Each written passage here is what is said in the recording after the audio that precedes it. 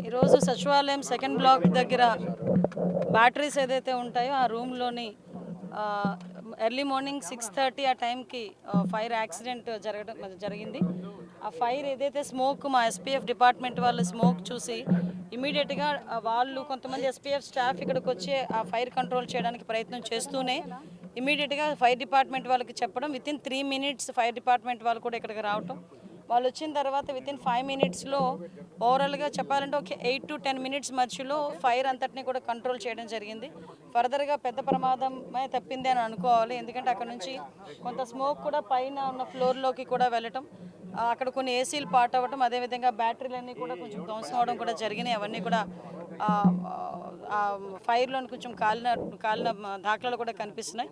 ఇమీడియట్గా మొత్తం డిపార్ట్మెంట్ వాళ్ళు, జిఏడి వాళ్ళు, అదేవిధంగా సిఆర్డీఏ వాళ్ళు అందరూ కూడా ఇక్కడికి వచ్చి దాని మీద ఏం జరిగిందని ప్రిలిమినరీ రిపోర్ట్ కూడా ఈరోజు షార్ట్ సర్క్యూట్ వల్ల జరిగిందని ప్రిలిమినరీ రిపోర్ట్ కూడా ఇవ్వడం జరిగింది. అయినప్పటికీ కూడా ఇది పోలీస్ డిపార్ట్మెంట్ వాళ్ళకు కూడా అప్పచెప్పి డిపార్ట్మెంట్ వైజ్గా కూడా దీని మీద క్లియర్ కట్ ఎంక్వైరీ చేయిస్తున్నాం.